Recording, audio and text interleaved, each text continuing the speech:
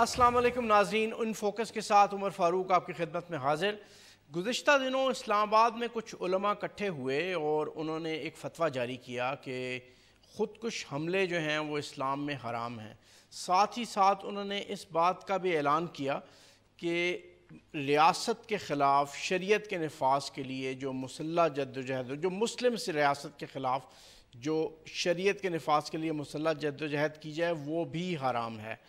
ہم نے کوشش کی ہے کہ اپنے ایکسپرٹس کو اکٹھا کریں اور ان سے بات کریں کہ ان فتووں کی کیا افادیت ہو سکتی ہے، پبلک یوٹیلیٹی ان فتووں کی کیا ہو سکتی ہے۔ ہمارے ساتھ دو افراد موجود ہیں، ایک تو مفتی نعیم صاحب موجود ہیں جو کراچی سے سیٹلائٹ لنک پہ ہمیں جوائن کریں گے، وہ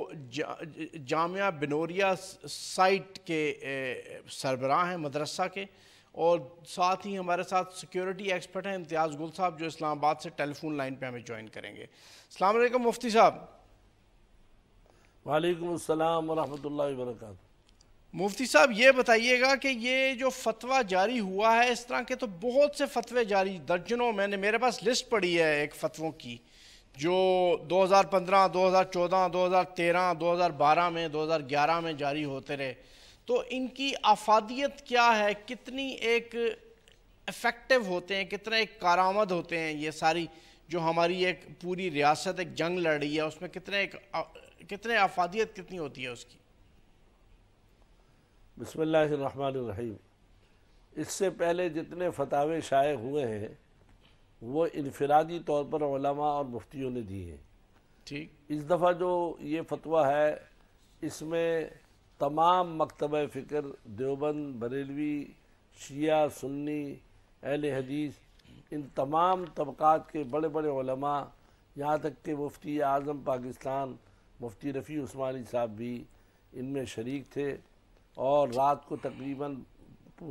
پوری رات اجلاس رہا اور غور کرتے وہ آپ رہے کہ بالکل ملک بجا کے فرما رہے ہوں گے، لیکن میں یہ آپ کو بتاؤں کہ 18 مئی 2015 کو 200 ریلیجس اسکالرز نے فتویٰ جاری کیا،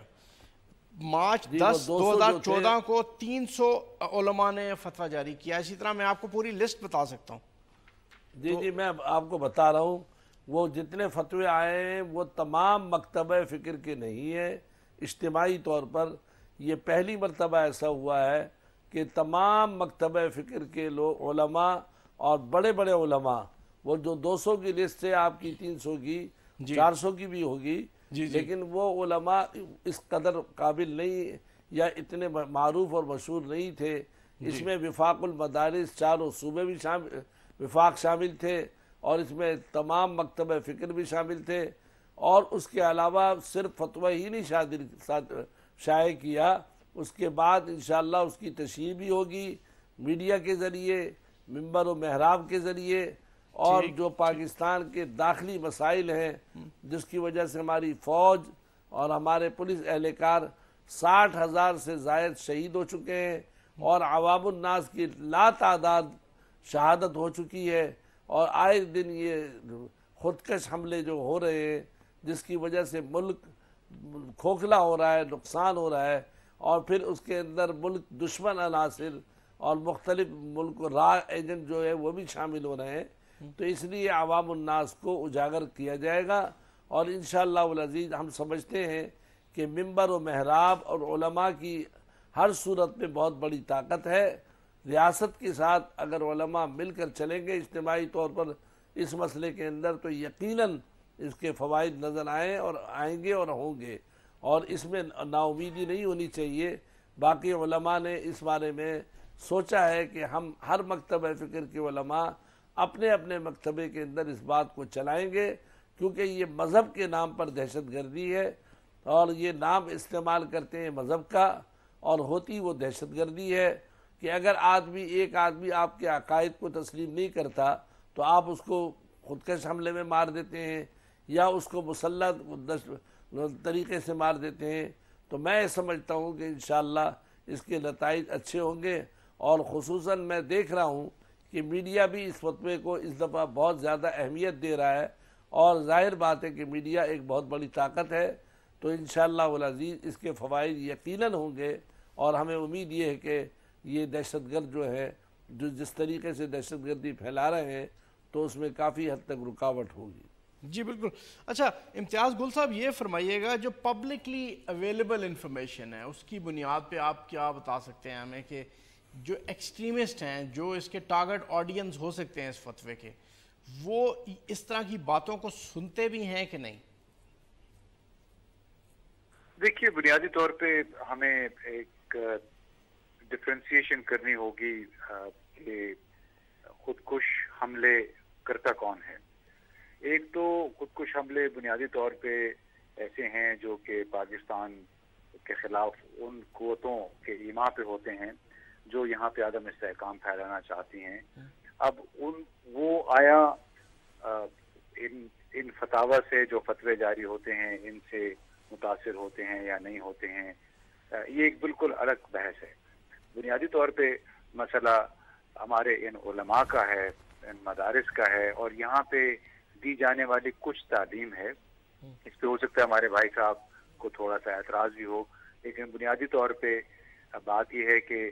جس انداز میں 3-4 بڑے نکات ہیں جن کی بار بار تشہیر کی جاتی ہے، جن کے بار بار لوگوں کی کوشش گزار کیا جاتا ہے، اور وہ یہی ہے کہ مغربی ممالک ہمارے دشمن ہیں، اسرائیلی اور یہودی اور ہنود جو ہیں وہ ہمارے دشمن ہیں، مسلمان مظلوم ہیں۔ بنیادی طور پہ ان کا نیریٹو یا بیانیہ اسی کے ارد گرد گھومتا ہے، وکٹم ہوڈ کا نیریٹو۔ جی، تو ایک مظلومیت کا، تو ایک طرف اگر یہ اس قسم کے فتوے جاری کرتے ہیں اور دوسری طرف وہ یہ باتیں دہراتے رہتے ہیں ہر روز اپنے جتنی کلاسیں ہوتی ہیں اپنے درس و تدریس میں، تو اس میں میں نہیں سمجھتا کہ وہ لوگ جو ان کے زیر اثر ہیں، جو ان مدارس میں پڑھ رہے ہیں، ان پہ ان فتاوے کا کوئی اثر ہو سکتا ہے۔ اچھا ان پہ جو ٹارگٹ یعنی ان کے جو طالب علم ہیں انہی پہ اثر نہیں ہوگا تو باقیوں پہ کیا اثر ہوگا؟ مولانا صاحب آپ کچھ فرمانا پسند کریں گے اس پہ؟ دیکھیں نا، آپ ایک طرف تو دیکھیں بات یہ ہے کہ جو مذہبی نام پر دہشت گرد، ایک تو یہ کہ غیر ملکی کر رہے ہیں وہ ایک الگ چیز ہے، ٹھیک، مذہبی نام پر جو دہشت گردی ہوتی ہے کہ وہ مذہب کو استعمال کرتے ہیں، جہاد اور دہشت گردی میں فرق نہیں کرتے، تو میں سمجھتا ہوں کہ ہمارا نوجوان طبقہ جب وہاں جاتا ہے وہ متاثر ہوتا ہے، تو یہ یونیورسٹیوں میں بھی پیدا ہو رہے ہیں، مدارس میں بھی ہو رہے ہیں، تو میں سمجھتا ہوں کہ مستقل اس پر محنت کی جائے گی تو یقیناً ہر چیز کے نتائج ہوتے ہیں۔ ہمارے بزرگ جو کہہ رہے ہیں یہ مفروضہ کر رہے ہیں کہ اس کا کوئی اثر نہیں ہوگا۔ مفتی صاحب ایک میں سوال کرنا چاہ رہا تھا یہاں پہ، دیکھیں نا امتیاز گل صاحب یہ فرما رہے ہیں، وہ یہ کہہ رہے ہیں کہ جناب آپ ایک طرف تو آپ کا جو بیانیہ ہے وہ ایکسٹریمزم کو، انتہا پسندی کو پروموٹ کر رہا ہے، اور دوسری طرف آپ یہ فتویٰ دے رہے ہیں، تو یہ تو تضاد تو موجود رہے گا۔ اس تضاد کے ہوتے ہوئے کس طرح آپ کا جو فتویٰ ہے وہ افیکٹو ہو سکتا ہے؟ نہیں، کیسے انتہا پسندی کو ہم پروموٹ کر رہے ہیں؟ امتیاز گل صاحب آپ فرمانا پسند کریں گے کس طرح کر رہے ہیں؟ دیکھیے بنیادی طور پہ ان کا مطمع نظر ہو یا نہ ہو، لیکن جس نوعیت کی باتیں ہوتی ہیں مدارس میں اور مساجد میں ممبر سے مغربی ممالک کے خلاف، اسرائیل یا بھارت کے خلاف، یعنی پاکستان سے ارد گرد جو ممالک ہیں ان کے حوالے سے، اس میں بنیادی طور پہ ایک ایسی سوچ کو جنم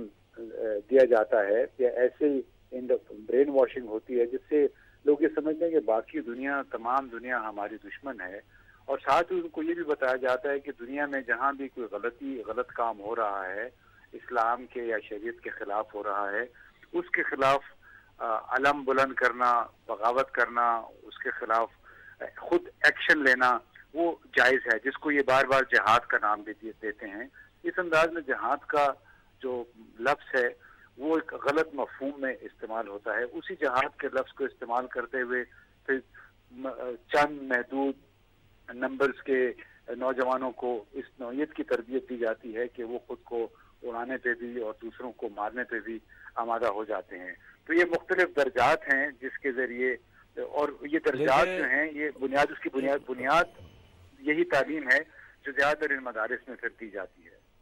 جی مفتی صاحب دیکھیں، امتیاز گل صاحب جو مطالبہ ہے نا سول سوسائٹی کا مطالبہ، میری بات سنیں، جی فرمائیں۔ میری بات سنیں، امتیاز گل صاحب جو بات کر رہے ہیں اگر یہ صفورہ گوڈ کا معاملہ ہے اور دوسرے JHQ کے اندر ہوا، مہران بیس میں ہوا، پشاور کے ایک یونیورسٹی کے اندر جو ہے ایک طالب علم کو مارا گیا، تو کیا یہ مدارس تھے؟ بات یہ ہے کہ ہر شعبے کے اندر وہاں پر جو ہے ایسے لوگ تیار ہو رہے ہیں جو دہشت گردی اور انتہا پسندی کو لے رہے ہیں. یہ صرف مدارس پر نہ تھوپیں، اور مدارس کے بڑے بڑے علماء اور مدارس کے جو موجود تھے، مفتی اعظم پاکستان موجود ہیں، جب وہ کھل کر اپنے بات کر رہے ہیں، اور اگر ہمارے اداروں کے اندر کوئی ایسا استاد ہوتا ہے یا طالب علم ہوتا ہے تو ہمیں اگر معلوم ہو جائے تو ہم اس کو ایک لمحے بھی نہیں چھوڑتے اور نہ برداشت کرتے ہیں. ان کا یہ کہنا کہ وہاں ایسی تعلیم دی جا رہی ہے، یہ خالص جھوٹ پر مبنی ہے، اور ان کی کوئی حقیقت نہیں ہے جو انہوں نے بیان کی. انہوں نے آج تک کسی مدرسوں کو دیکھا نہیں ہے. صرف وہ پوائنٹ آؤٹ کر رہے ہیں، مدارس سے اگر کہ بیانیہ جو آپ کا ہے نا، جو ایک بیانیہ اوورال پاکستانی سوسائٹی کا بن رہا ہے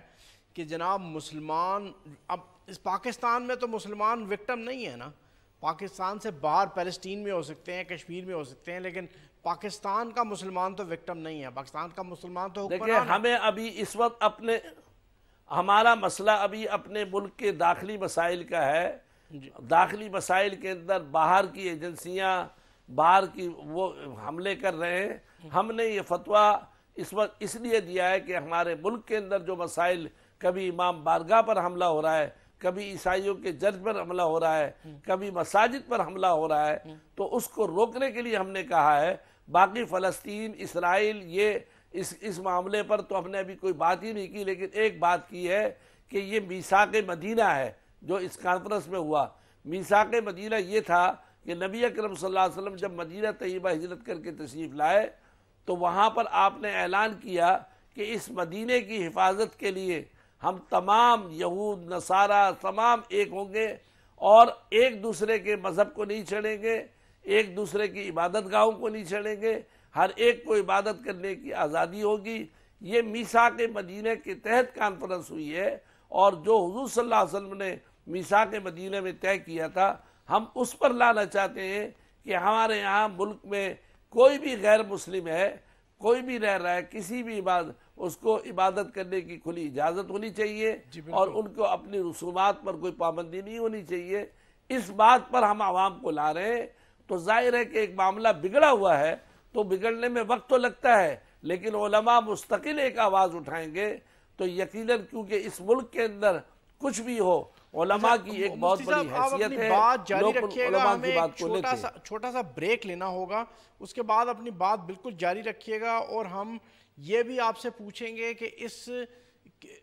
فتوے کی تشہیر کے لیے آپ کون سے ذرائع استعمال کریں گے؟ صرف میڈیا پہ انحصار کریں گے یا آپ کے اپنے بھی ذرائع ہیں؟ اس کے بارے میں ہم بات کریں گے ایک چھوٹے سے وقفے کے بعد.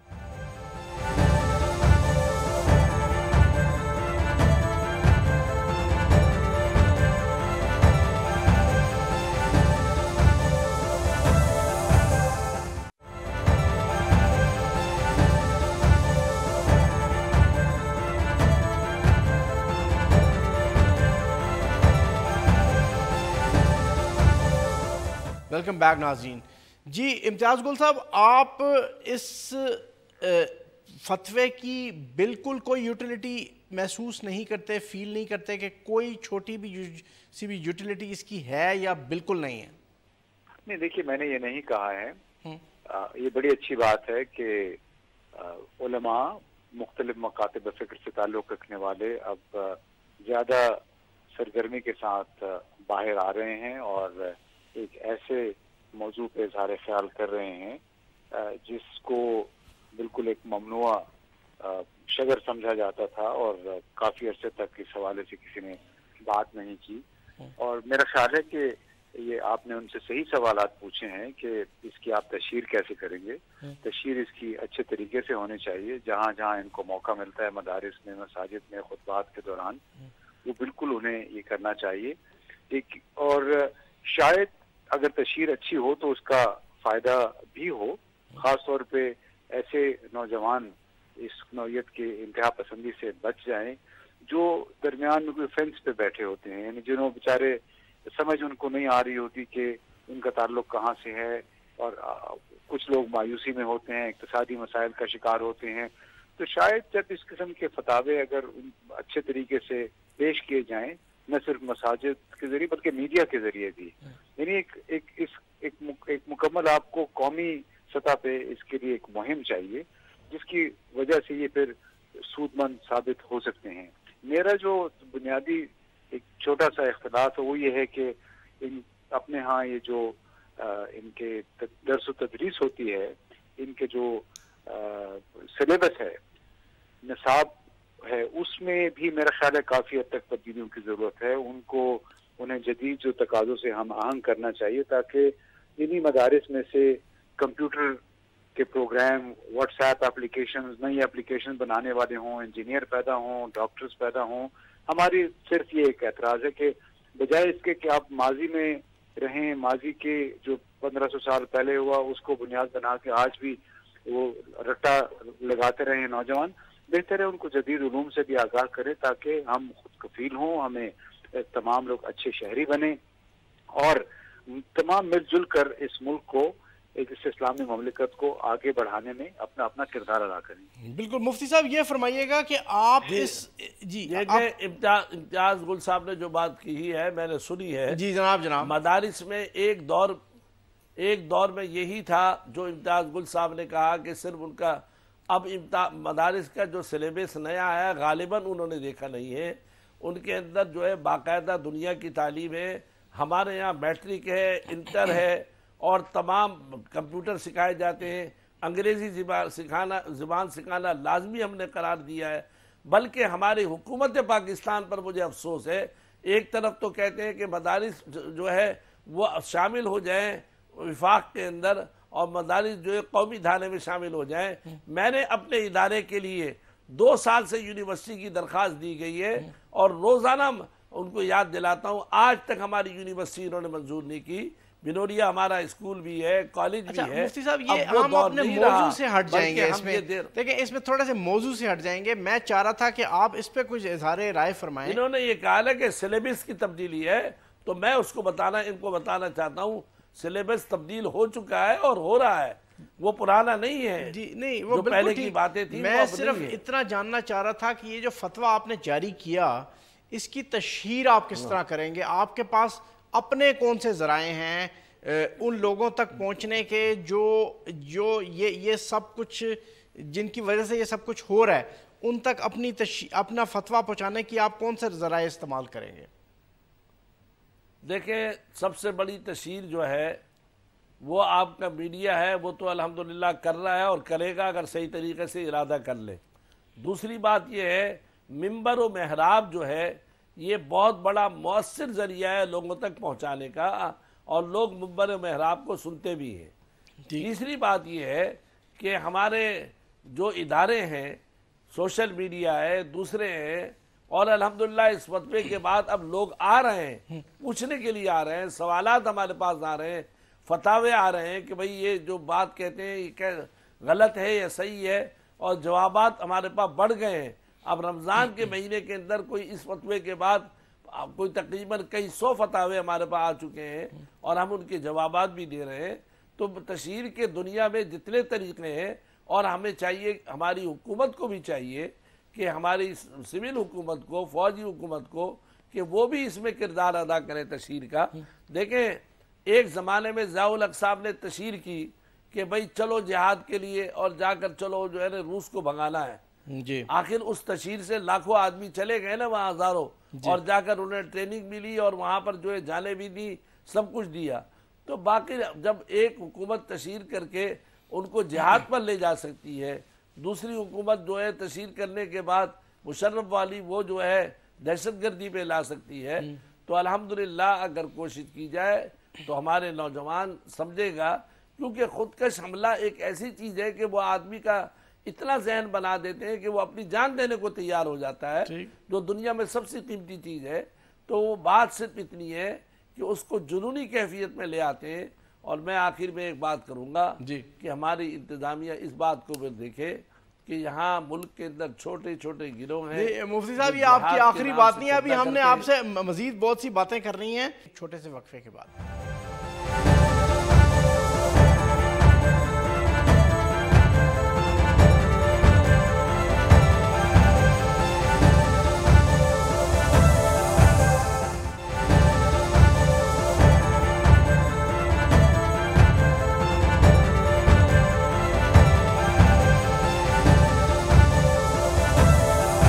سوال ادھر یہاں پر امتیاز گل صاحب سے کرنا چاہ رہا تھا. امتیاز گل صاحب، یہ گزشتہ کچھ 1-2 سالوں میں سوسائڈ بامبنگز میں کمی تو واقع ہوئی ہے پاکستانی معاشرے میں، تو اس کے کنٹریبیوٹنگ آپ جیسے سیکیورٹی ایکسپرٹس کیا بتاتے ہیں کہ اس کے کنٹریبیوٹنگ فیکٹرز کیا ہیں، اس میں کمی آنے کی وجہ کیا ہے؟ دیکھیے، بنیادی طور پہ تو پاکستان کی ریاست کے اداروں نے اس پہ بہت اچھا کام کیا ہے، چاہے وہ آرمی ہے، چاہے خیبر پختونخوا میں پولیس ہے، یا پھر فرنٹیئر کانسٹیبلری ہے، فرنٹیئر کور ہے، جن میں خاص طور پہ فاٹا نے کافی کام کیا ہے. اور آپ کو معلوم ہے کہ زیادہ تر یہ خودکش حملہ آور تیار کیے جا رہے تھے وزیرستان کے علاقے میں. باقاعدہ ان کے وہاں پہ کورسز ہوتے تھے، عربی استاد ہوتے تھے، ٹرینر ہوتے تھے. پھر قاری حسین جو تحریک طالبان پاکستان کا ایک اہم رکن تھا، پھر اس نے یہ ذمہ داری سنبھال لی تھی. اور چونکہ گزشتہ 3-4 برسوں میں جنوبی وزیرستان اور خاص طور پہ شمالی وزیرستان سے جتنے ان کے بڑے اڈے تھے وہ ختم کر دیے گئے، دوبارہ حکومت نے اور ریاستی اداروں نے ان علاقوں پہ قبضہ کر لیا، تو وہ جو صلاحیت تھی تحریک طالبان پاکستان کی لوگوں کو ٹرین کرنے کی اور ان کو پھر لانچ کرنے کی، وہ کافی حد تک ختم ہو گئی ہے. اور آپ کو معلوم ہی ہوگا کہ تحریک طالبان پاکستان کوئی اسلامی ایجنڈے پہ کام نہیں کر رہی تھی، بلکہ وہ کسی کے اعلی کار بن کے نوجوانوں کو شکار کر کے ان کو خودکش حملوں کے لیے پھر تیار کرتے تھے. اور اس طرح پاکستان میں عدم استحکام انہوں نے پھیلایا کافی عرصے تک. لیکن شکر کرنا چاہیے اور ہمیں اس پہ خوش ہونا چاہیے کہ پاکستان کے جو مختلف سیکیورٹی ادارے ہیں، چاہے وہ آپریشن ضرب عز تھا یا رد الفساد تھا یا پھر پولیس اور فرنٹیئر کور اور رینجرز کی کارروائیاں تھیں، اس کے نتیجے میں کافی حد تک اس رجحان پہ قابو پانے میں مدد ملی ہے. اچھا مفتی صاحب، آپ فرمائیے گا آپ کی رائے میں اس کمی کی وجہ کیا ہے؟ سوسائڈ بامبنگ میں جو کمی واقع ہوئی ہے. امتیاز گل صاحب نے جو بات کہی ہے حقیقتاً یہ ہے کہ پاکستانی فورس نے بڑا کردار ادا کیا ہے، لیکن اس کے بعد اس کے علاوہ یہ بھی سوچیں کہ ہمارے ہاں علماء نے اس مہم کو چلایا. اب پولیو کے بارے میں پہلے ایک ذہن یہ تھا کہ کوئی بھی قطرہ پلا دے تو وہ بالکل ناجائز ہے، لیکن آج پورا ملک اس پر آمادہ ہو گیا یا نہیں ہو گیا؟ جی، آہستہ آہستہ آمادہ ہوا نہیں ہوا. اس میں علماء کی محنت کو دخل ہے، تو علماء نے محنت کر رہے ہیں، ممبر و محراب سے لوگوں کو سمجھا رہے ہیں. مفتی صاحب، فورسز جو ہے اگر وہ یہ چاہیں کہ ہم اکیلے یہ کام کر لیں تو کبھی نہیں ہوگا جب تک کہ عوام الناس کا ذہن نہ بنایا جائے. اس لیے کہ پھر وہ فورسز پر بھی حملہ کرنے والے یہی لوگ ہیں نا، اور کون ہیں؟ کرتے رہے نا حملے، فورسز کو کتنا نقصان پہنچایا. تو اس لیے میرا مقصد کہنے کا یہ، فورسز کی یقیناً محنت ہے، لیکن اس کے ساتھ اگر علماء بھی محنت کریں گے، کوشش کریں گے. ان کے اس ملک کے اندر ایک بہت بڑا طبقہ ہے جو علماء کی بات کو لے کر چلتا ہے. بس یہ ہے کہ علماء کی بات جب پہنچے گی اور ادھر سے فورسز بھی اپنا کام جاری رکھیں گے، سب مل کر کام کریں گے، تو انشاءاللہ ہمارے ملک کے اندر مسائل حل ہوں گے اور ملک کے اندر دہشت گردی ختم ہوگی. ایک چھوٹا سا بریک لیں گے یہاں پہ ناظرین، اس کے بعد واپس آ کے امتیاز گل صاحب سے یہ پوچھیں گے کہ کیا فتووں نے کوئی رول پلے کیا ہے. فتوے بہت سے ایشو کیے گئے پچھلے 3, 4, 5 سالوں میں، مختلف مکاتب فکر کے علماء نے فتوے جاری کیے. انہوں نے کوئی رول پلے کیا ہے یہ سوسائڈ بامبنگز کو کم کرنے میں؟ ایک چھوٹا سا وقفہ اور اس کے بعد گفتگو کا سلسلہ وہیں سے شروع کرتے ہیں.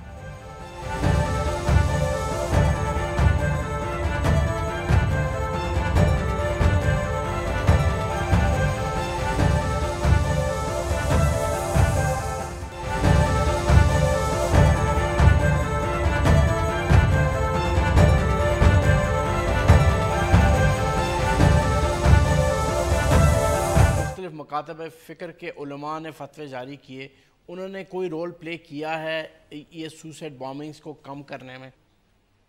دیکھیے، ہمیں اس طرح بال کی کھال نہیں اتارنی چاہیے، میں سمجھتا ہوں. اچھا، اگر بہت عرصے کے بعد علماء کی بڑی تعداد نے اس معاملے میں اپنا کردار ادا کرنے، عملی کردار ادا کرنے کا فیصلہ کیا ہے تو ہمیں اس کو خوش آمدید کہنا چاہیے. صرف کسی بھی ریاست میں مسائل پہ قابو پانا یا تنازعات کو ختم کرنا کسی ایک فریق پہ اس کا انحصار نہیں ہوتا ہے، بلکہ اس میں ریاست کے اندر جتنے ستون ہیں، چاہے ریاستی ستون ہیں چاہے وہ پرائیویٹ سیکٹر ہے، ان سب کی مشترکہ کوششوں سے ہی اس نوعیت کے معاملات حل ہوتے ہیں. تو ہمیں اس پہ ان کو خوش آمدید کہنا چاہیے. چاہے جس بھی مکتبہ فکر سے تعلق رکھتے ہیں، کیونکہ بحیثیت مجموعی تشدد کے واقعات میں کمی ہوئی ہے، پاکستان کامیاب ہوا ہے جو ان لوگوں کے خلاف کارروائی میں جو کہ خودکش حملے کروا رہے تھے کسی دوسرے ملک کے اعلی کار کے طور پہ۔ آپ کو کوئی بھی پاکستان کا مذہبی رہنما، اسکالر جس کو کہتے ہیں، کوئی بھی عالم، میں نہیں سمجھتا کہ اپنے کسی شاگرد کو کہے گا کہ یہ خودکش جیکٹ پہنو اور جا کے اتنے لوگوں کو اڑا دو۔ وہ ایک باہر سے کلچر آیا تھا، باہر سے خواہش آئی تھی، وش لسٹ آئی تھی، اس پہ تحریک طالبان پاکستان نے کچھ عربوں کے ساتھ مل کے کام کیا، وہ کچھ عرصہ چلا، لیکن ہمیں خدا کا شکر ہے کہ ابھی حالات بدل گئے ہیں۔ تو خودکش حملہ اگر اب بھی چوری چھپے، ظاہر ہے بعض اوقات نوجوان ان کے ہتھے چڑھ جاتے ہیں، ناسمجھ، ان کو پھر یہ منشیات پہ ڈال دیتے ہیں، اس حد تک ان کے دماغ سن کر دیتے ہیں کہ پھر انہیں اچھے برے کی تمیز نہیں رہتی اور انہیں کو یہ پھر ایک راکٹ کی طرح لانچ کر دیتے ہیں۔ تو میرا خیال ہے وہ اب کافی حد تک اس سلسلے پہ قابو پا لیا گیا ہے۔ اچھا میں آپ دونوں حضرات کی توجہ ایک اور ایشو کی طرف دلانا چاہتا ہوں جو ریلیٹڈ ہے، اسی ایشو سے ریلیٹڈ ہے، لیکن یہ کہ یہ جو ہمارا مذہبی طبقہ ہے ان کا چینلز آف کمیونیکیشن اوپن ہیں with the militant groups, with the extremist, یا اب اس وقت کوئی چینل آف کمیونیکیشن اوپن نہیں ہے؟ مفتی صاحب آپ اس پہ کچھ فرمائیے گا۔ میں سمجھا نہیں آپ کی بات، کیا کہا؟ آپ کے کوئی ایسے ذرائع ہیں جن سے آپ ان ایکسٹریمسٹ تک پہنچ سکیں، ان کو اپنی بات سمجھا سکیں، ان کو یہ بتا سکیں کہ یار یہ اسلام کے مطابق نہیں ہے، یہ قرآن و حدیث کے مطابق نہیں ہے؟ کوئی مینز آف کمیونیکیشن اوپن ہے آپ کا ان ایکسٹریمسٹ گروپس کے ساتھ؟ جی بالکل، ظاہر بات ہے کہ وہ ہم سے زیادہ تیز ہیں، جب ہماری بات نکلتی ہے تو سب سے پہلے ان تک پہنچتی ہے، اور اسی وجہ سے ان لوگوں نے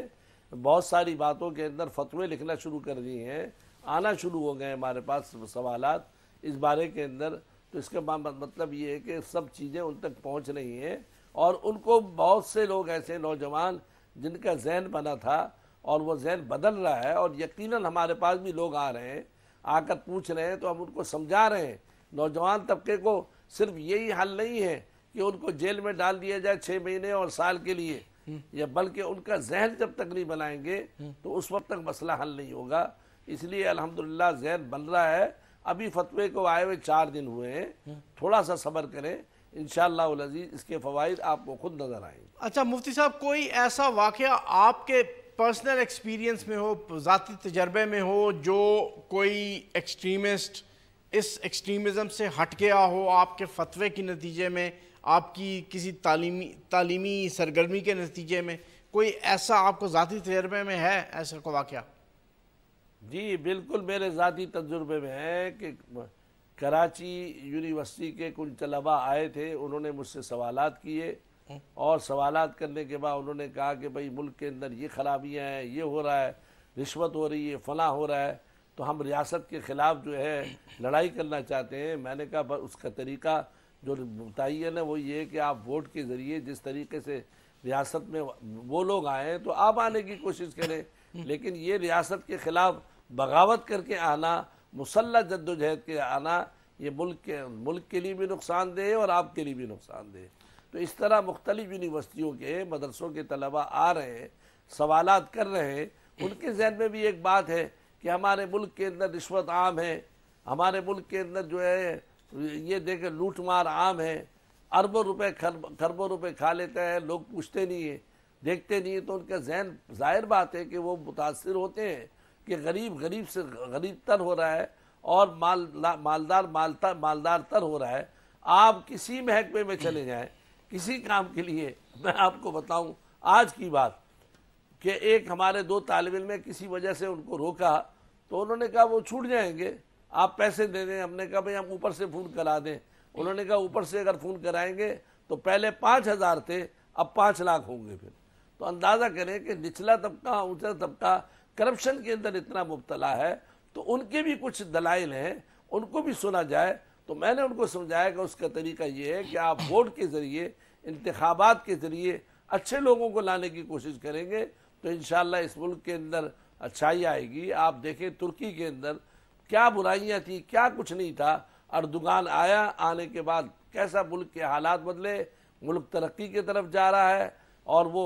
हर एतबार से तरक्की की तरफ जा रहा है। तो हमने उनको समझाया कि आप इस तरीके से आए, बगावत का तरीका, ये तरीका गलत है और ये नुकसानदेह है। कुरान पाक ने भी कहा है इस बारे में कि अगर कोई बागी है और वो बगावत करता है रियासत के खिलाफ तो उनको मत छोड़ो, इसलिए कि ये मुल्क के लिए नुकसानदेह है। अच्छा इम्तियाज़ गुल साहब, ये आपका बड़ा हमने कीमती वक्त लिया, आप मसरूफ़ थे, मुझे आई एम श्योर आपने वक्त निकाला हमारे लिए। मैं सिर्फ ये जानना चाह रहा था कि जो डी रेडिकलाइजेशन के प्रोग्राम्स पाकिस्तानी सोसाइटी के अंदर चल रहे हैं, जो हुकूमत की सरपरस्ती में और जो प्राइवेट सेक्टर की सरपरस्ती में चल रहे हैं, उनको चलाने में ये फतवे कितने एक मददगार साबित हो सकते हैं? देखिए, डी रेडिकलाइजेशन सेंटर्स उन लोगों के लिए चलाए जाते हैं जो कि पहले ही इस किस्म के प्रोपेगेंडा का शिकार हो चुके हैं, कहीं ना कहीं से गिरफ्तार होते हैं या माँ बाप की या रिश्तेदारों की, दोस्तों की निशानदेही तो उन्हें वहाँ लाया जाता है और काफ़ी अर्से तक उनको इन मामलात से बाकी दुनिया से काट के रख दिया जाता है ताकि उनकी आहिस्ता आहिस्ता बहाली हो सके, उनकी जहनी बहाली हो। लेकिन बहैसियत मजमूई एक तरफ अगर हमारा मजहबी तबका जो है, मुख्तलिफ मकातब फ़िक्र के उलमा ये बात करें, फिर वही बात मीडिया पे भी आए और हुकूमत भी फिर ऐसे इक़दामात करे जिससे ज़ाहिर हो कि वाक़तन जो लोग इन खुदकुश हमलों को जायज़ करार देते हैं या लोगों को उसकी तरगीब देते हैं, उनको वाक़तन फिर सज़ा भी मिले। तो इस तरह फिर बहैसियत मजमूई एक बयानिया बनता है कि वाक़तन ये चीज़ न सिर्फ पाकिस्तान के आइन के ख़िलाफ़ है बल्कि इस्लाम के भी ख़िलाफ़ है। जी बिल्कुल ठीक। इम्तियाज़ गुल साहब, बहुत शुक्रिया आपका हमारा साथ देने का, हमारे साथ बात करने का। जी नाज़रीन, आपने गुफ्तगू सुनी इम्तियाज़ गुल साहब की और मुफ्ती नईम साहब की, बहुत इंटरेस्टिंग गुफ्तगू, लेकिन ये इनकम्प्लीट गुफ्तगू है। इस गुफ्तगू को जारी रखने की ज़रूरत है, इस बहस को जारी रखने की ज़रूरत है कि मजहबी तबका, मजहबी स्कॉलर्स क्या रोल प्ले कर सकते हैं डी रेडिकलाइजेशन में। ओवरऑल डी रेडिकलाइजेशन का जो प्रोग्राम है पाकिस्तानी सोसाइटी में, जो प्राइवेट सेक्टर्स में चल रहा है और जो गवर्नमेंट की सरपरस्ती में चल रहा है, उसको कंप्लीट कराने में, उसको बहुत मज़ीद मौसर बनाने में क्या किरदार अदा कर सकता है मजहबी तबका, इस पे बहस जारी रखने की ज़रूरत है। अगले हफ्ते तक के लिए इजाज़त दीजिए। अल्लाह हाफ़िज़।